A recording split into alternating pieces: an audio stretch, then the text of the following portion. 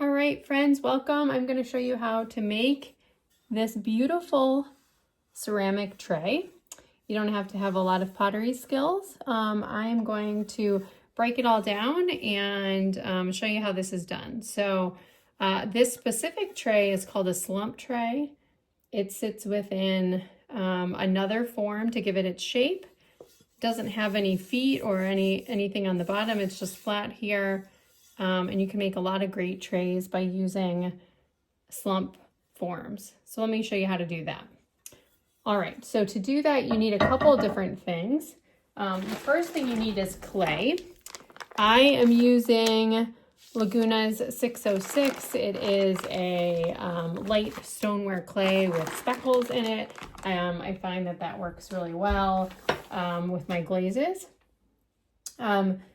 You will also need, once you roll out your clay, some type of texture for your clay, and you can use a lot of different things. I actually love using doilies and lace, easy to find. You can get at your fabric store. This is just half a yard of lace that I found at the craft store. You will also need the slump form that you're going to use. So this is a plastic tray. I got it at Target, pretty easy to find. You can use any shaped tray as long as it's flat. So that is what I'll use for my slump mold. I'm going to cover that mold with plastic wrap. So you need some plastic wrap to make sure things don't stick. And then a couple of very simple pottery tools. I'm going to cut my clay off that big block with a wire. I need my handy dandy needle tool that does a lot of my cutting. A sponge, simple sponge, and a roller to roll my texture in. You could use a large rolling pin. I have this small pony roller. I also use a silicone rib, and any silicone rib will work, but I really like these red Cheryl Mud Tools ribs that are reasonably flexible to compress my clay. And then I always have some type of knife around to be able to use that. This is, again, a Cheryl Mud Tools knife. Doesn't need to be a fancy one, but just something that gives you a little bit more cutting action than the needle. All right, so those are the tools and materials that you need to be able to make this tray. And I will mention how I glaze this as well at the end. We will start by getting ourselves some clay.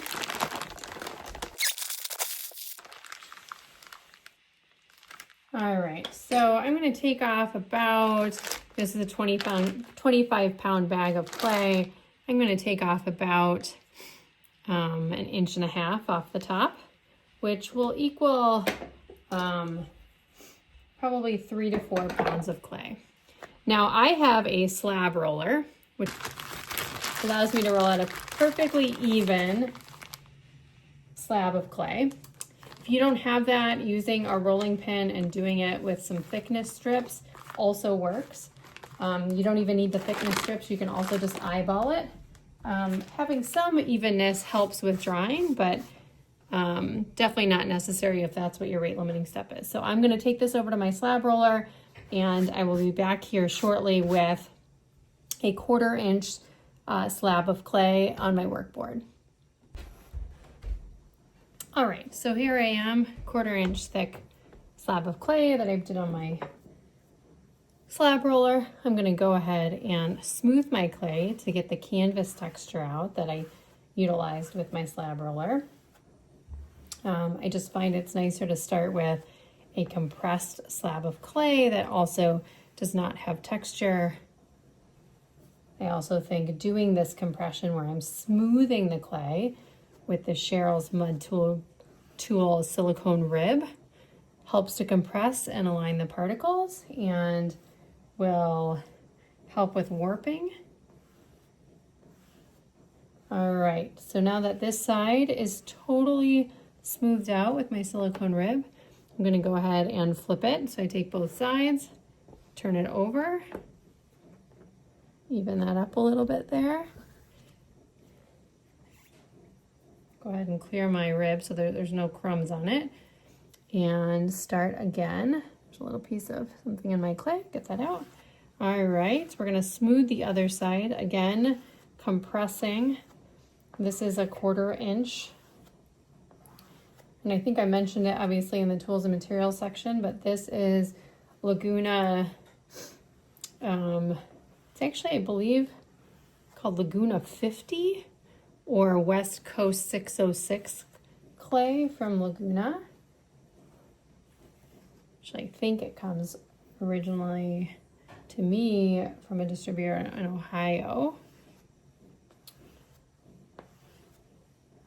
All right, so that is smoothed. Now I'm going to go ahead and release my clay just to make sure that it's not at all attached to the board. Just lifting it up, being careful not to bend it too much as clay has memory. And then I'm going to go ahead and take this piece of lace and put it on here, making sure it's covered throughout the clay. And this lace doesn't have any direction to it, so I can lay it down in whatever fashion I want here. And then I'm going to go ahead and take my pony roller and I'm going to roll it into the clay.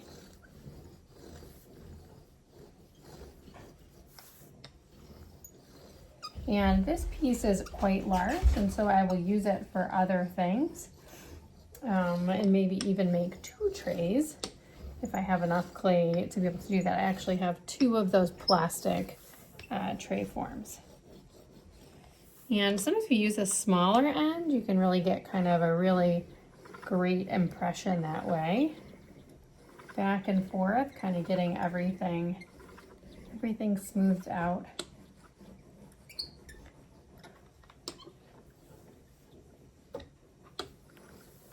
All right. And sometimes, again, kind of making sure you're in another direction and doing it. The worst thing is when you pull up a texture and the entire texture is not showing in your clay. That's actually very frustrating and kind of a pet peeve of mine. So I probably overdo this part, but it's because I really want to make sure. And then I feel the clay. I should be able to feel clay underneath my hand as it sort of pokes through from this texture, and just be sure that I can do that. All right. Okay, and once that's done, pretty simple, you get to pull this up, which is always, again, really satisfying, showing you got that great texture. All right, so we can put that lace aside. I'm going to release the clay again because it's definitely pushed down on the board now. And that 1/4 inch got maybe a little bit, oops, sorry, I bumped you there. It's got a little bit thinner there, but we've got plenty of clay there. I'm going to take this form and I'm just going to eyeball kind of how much I need. And I'm going to get rid of kind of the excess clay here. And I will put this aside. This is great clay, and I'm able to hopefully even make another tray with this clay, right? So the next thing we do is we have to prepare our tray. And to prepare the tray, you're going to take some plastic wrap and you are going to cover the tray in it. Now, a lot of people use a lot of different things. You could use cornstarch, you could use some actual cooking spray to help with as a release agent. I really honestly find that Saran Wrap is the easiest. A newsprint would also work, but you want to make sure that this doesn't have any sort of folds in it. And you want to kind of make sure it's hugging the tray, but not being pulled. Okay, so you've got that. And again, you can refine this a little bit more. You're going to take your piece of clay and you're going to set it in the tray. Okay, and then once I set it in the tray, I actually am going to do a little bit of this where I pushing down a little bit.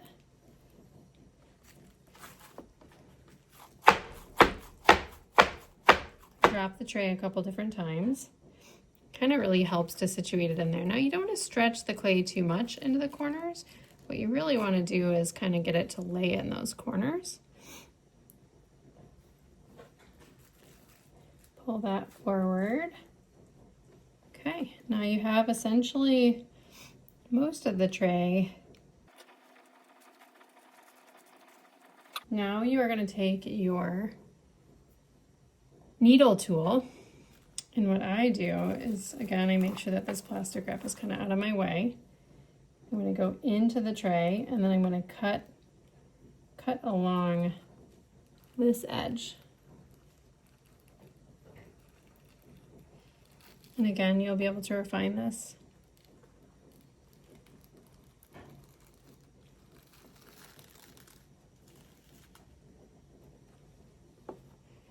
Be able to save those for later. I'm going to turn the tray. And again, what I do here is I'm going to pull this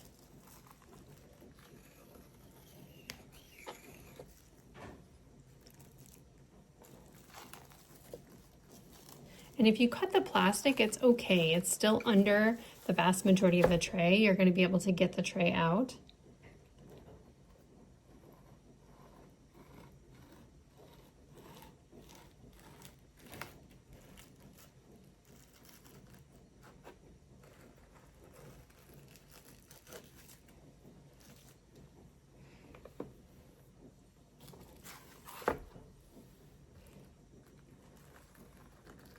And again, you're just following along that tray. Let it do the work in terms of being the guide for where you're cutting, you know. And it's not the end of the world if you sort of cut in a little bit. You can always kind of repair it. See here, I have a little extra clay that I need to get rid of. All right, and that is basically the shape. Now we just need to smooth it, and we will kind of continually wait for it to dry a little bit here. So I'm going to take my sponge, it's just a little bit moist, and I'm going to rub it on the edges. And it gets all those little crumbs off and really smooths that edge. Now you'll be able to do this as well, a little bit more refined after it dries, but what you're noticing very quickly is that it becomes softened in those edges. Again, kind of make sure that stays out of your way.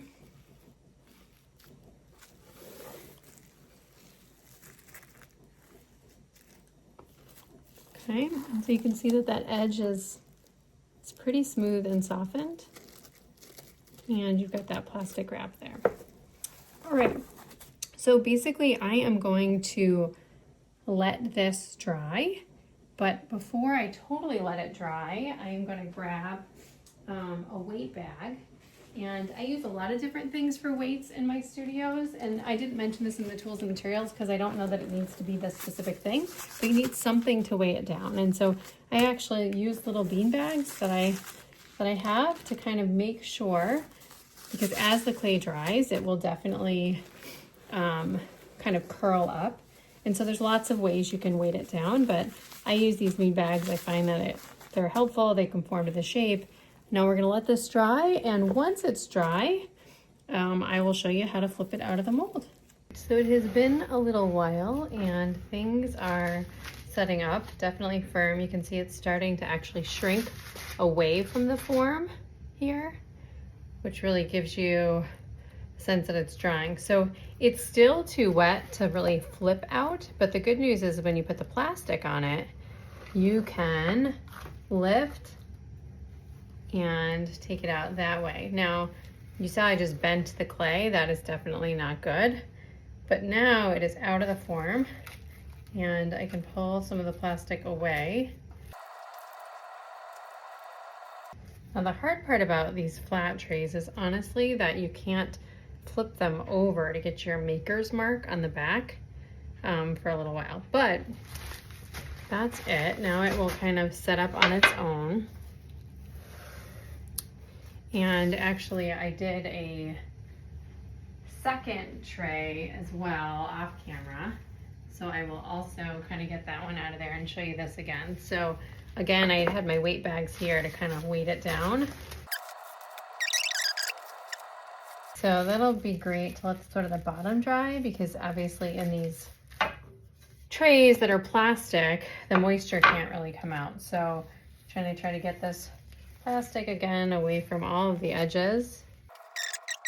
Okay, and now I'm gonna go ahead and put these weight bags back on.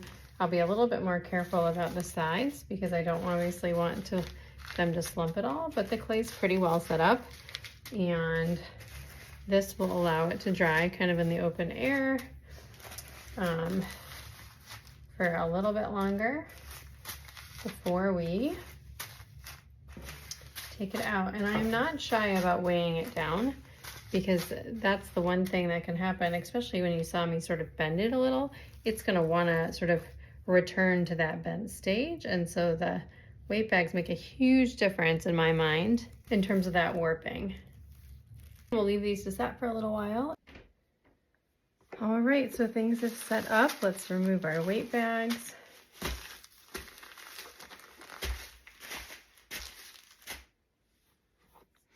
And I'm just gonna kind of round over the edge with this here. Takes off a bit of clay.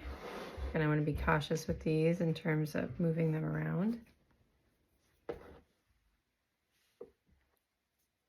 I really like how rounded corners sort of look. And my sponge did most of the work, but this really kind of rounds it over.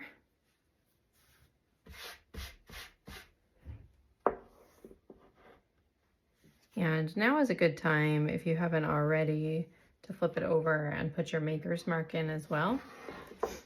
All right, so that looks great in terms of that. I'll do that to the other one as well. The other thing that I would do is sometimes you can get a little bit of a ridge on the other side. And so I would turn this over and just really gently pull off that corner.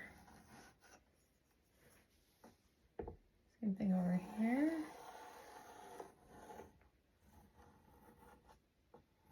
That just really kind of, again, will make it so it's easier when you actually go to glaze it, that there aren't any rough spots or corners there that you need to worry about. All right, so I'm going to move this over, and I will wipe these up with a wet cloth because I don't want anything to, in terms of powder, to really aerosolize. All right, so let me show you how I quickly glazed this tray. So this is the finished tray that you can see here. And so what happens is this tray will go through a bisque firing. It fires to cone 04, which is essentially allows it to become ceramic, but still be porous and take on glaze. Then you go back after you have the bisque form and you add glaze. And this particular glaze is called Smokey Merlot. It's made by Amaco, and I put 3 coats on this. I wiped off the bottom before putting it in the kiln. Put it in the kiln, fired it to cone 6, and out came this tray, which is just fantastic and a great decorative piece for your house. So check out my other videos for easy pottery tutorials, and hope that you come along and make something.